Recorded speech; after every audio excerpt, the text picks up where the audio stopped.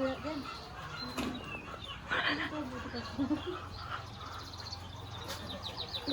semua. Jadi kami dari SMA Negeri 2 Kota Bengkulu ingin melakukan wawancara seputar peternakan ayam petelur. Nah, jadi ada beberapa pertanyaan yang ingin kami ajukan ke Bapak. Mungkin kalian bisa Bapak jawab. Ya, Bapak, saya dari Kebetulan.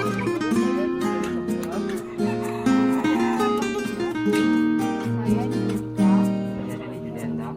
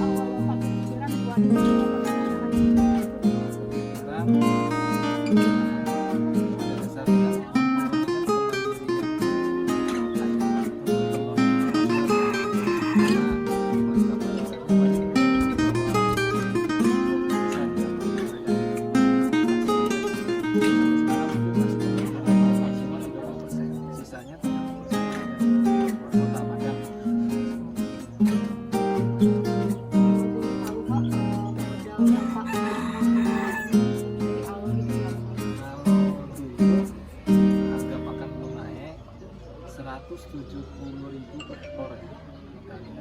Itu belum termasuk hitungan tanah, ayam sama kandang. Ayam sama kandang 170.000 sampai 175.000 per ekornya. Kalau ayamnya 1.000 tinggal kali aja. Kalau ayam 1.000 berarti 170. Itu belum tanah, belum pagar, belum listrik, belum sumur, belum gudang. Itu masih ini aja kandang sama ayam. Awal-awal dulu berapa ekor Pak yang diternak? Mulai dulu kita 200 ekor kandang paling ujung, sampai melihat permintaannya bagus kan, karena kita tuh kan cuma bisa 20%. Nah, sisanya kan dari Padang dengan posisi telur lokal masih segar, juga lebih terjaga kualitasnya gitu kan. Antusias konsumen juga bagus, makanya kita tambah. Kalau jenis ayamnya Pak? Jenis ayam itu ayamnya CP 90909 Sablon. Kalau jenis ayam kan ada misalnya perusahaan A, jenisnya bisa Isablon, lain-lain. Juga ada perusahaan yang satu lagi mereknya Lokman. Nah, tapi yang cenderung kita nih Isablon ya. Isablon dengan seri produksi 909 CP 909. Kalau karakteristik jenis bibit ini kan Isablon itu adaptasinya bagus ke lingkungan, jadi tingkat kanibalnya nggak tinggi. Tapi kalau yang satu lagi Lokman itu karena Bengkulu panas, dia kanibalnya tinggi. Jadi ayam yang bertelur itu dipatok, bisa jadi usus-ususnya keluar, ya kan, kanibalnya tinggi. Jadi strain ayam lah istilahnya. Strain ayam itu pengaruh juga sama letak suatu daerah. Misalnya di Bengkulu kan agak panas, untuk Lokman nggak cocok, bagusnya di daerah agak dingin, Curug, Kepayan. Kalau di Bengkulu itu kayaknya lebih mendominasi itu yang Isablon ya. Isablon. Kalau sekarang tuh sudah ada turun lagi strainnya, ada Highline. Isablon, Highline, Isamambar, tapi yang dominan di sini Isablon sama Highline. Oh iya Pak, kalau untuk sistem penjualannya itu Bapak yang menawarkan ke agen-agen atau agen yang justru datang ke Bapak? Kalau penjualan itu kan karakternya, kalau lagi telurnya lagi banyak permintaan, kebanyakan orang datang ke sini. Bisa 80% habis di tempat. kalau rata-rata sih ya 60-40 lah. 60 kadang orang ambil tempat, 40 kita antar. Terus bisa jadi sebaliknya, karena momentum dagang itu kan konsumennya ada hari-hari tertentu, misalnya hari Sabtu, Jumat, Sabtu, Minggu. Nah, biasa itu orang pada belanja telur gitu kan, sisanya dari hari Senin sampai hari Kamis ya mungkin banyak kita jual di kita ngantar gitu kan. Bisa jadi 60-40 lah. Ayam-ayamnya pernah terkena virus nggak Pak? Kalau pernah, gimana cara mengantisipasinya? Kalau ayam terkena virus pasti ada, namanya makhluk hidupnya rentan kan sama penyakit, bakteri, virus, mikroba gitu kan. Yang jelas kalau program di kandang sanitasi, sterilisasi kandang itu kan, juga repot penyakitnya. Repot penyakit itu biasa vaksinasi repot penyakit, misalnya kita mengatasi penyakit ND, penyakit TB, itu kan kita vaksin dengan ND Lasota.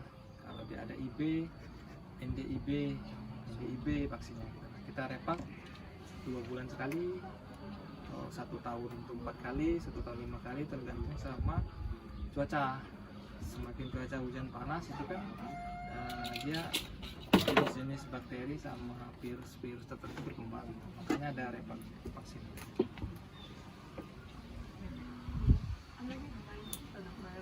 Per hari kira-kira berapa tuh orang yang Kalau range ayam ini kan dia puncak ketemu di 90% ya, 92. Jadi misalnya ayamnya 1000 misalnya estimasi gitu kan, kita punya berarti 900 butir, 920 butir itu puncak produksi. Mulai semakin lama itu semakin turun gitu kan. Tapi turunnya landai sampai ke usia 120 minggu, 100 minggu itu produktivitasnya tinggal 60-50%. Nah, sudah di angka kisaran 60-50% di usia 120 minggu kurang lebih ya, 100-120 minggu itu mulai diakhir, mulai ada pemacaan bibit baru lagi. Apa sih Pak yang membuat harga telur itu bisa naik atau turun? Kalau harga turun naik telur itu biasa tergantung sama mekanisme pasar ya, apalagi budaya konsumsi. Misalnya kan hari-hari tertentu, misalnya kan bisa hari Sabtu Minggu cenderung konsumsi naik, harga juga naik. Itu satu, budaya konsumsi. Yang kedua, kalau sekarang yang real ini kan PSBB gitu kan, pembatasan sosial, aktivitas orang berjualan, juga anak-anak sekolah ini kan juga pengaruhnya besar sebenarnya di perdagangan. Olah-olahan telur ya, misalnya bakso, apalagi belum ya. Nah, itu pengaruhnya di situ juga ada. Selain itu juga kalau secara suplai mandiri Provinsi Bengkulu sih sebenarnya masih kurang. Tapi karena ada suplai dari luar, suplai mandiri Bengkulu kurang gitu kan, karena ada suplai dari luar, dari Padang. Nah, itu yang membuat harga telur itu juga turun gitu. Kalau boleh tahu Pak, mulai bisnis ini tuh dari tahun berapa? Mulai 2014 ya. 2014 itu 200 ekor paling ujung. Kalau sekarang sudah berapa Pak? Kalau sekarang kalau kapasitas kandang di sini sudah 3.800, tapi tidak semuanya terisi karena ada permajaan ya. Selain di sini juga ada di Tarura, ada juga di Lebong. Nah, yang paling banyak itu di Lebong cuma 15 ribuan kurang lebih. Karena di sini kan konsepnya memang nggak bisa nambah kan, karena lingkungan lokasinya juga nggak begitu lebar gitu kan. Ya, di sini ya unit produksi sama jualan juga kan. Dari awal membuka peternakan, apakah pernah mengalami kerugian Pak? Kalau bahasa kerugian sih belum pernah gitu kan. Tapi dari segi penurunan gara-gara harga pakan naik, gara-gara produktivitasnya turun gitu kan, seiring waktu kan memang kualitas produksi sama kualitas kandang kan berpengaruh. Semakin tua lama usia kandang berpengaruh sama produktivitas. Pasti mengalami penurunan, kenaikan pasti ada gitu kan, tapi nggak sebesar kalau konsisten yang awal dulu. Kalau awal dulu konsistennya liur naik. Rupanya kalau kerugian belum, tapi ya mungkin penurunan. Ya Pak, sekian itu dari kami untuk bertanya-tanya. Mungkin nanti ada kelompok lain juga yang mau bertanya juga nanti. Ya. Terima kasih atas perhatiannya ya Pak. Ya sama-sama, semoga bermanfaat. Semoga pertemuannya makin luas lagi. Assalamualaikum. Terima kasih Pak. Ya, sama-sama. Tas kau nih. Terkadang. Hai, kita baru selesai wawancara di peternakan. Nama peternakannya apa Pak? Di Bentiring.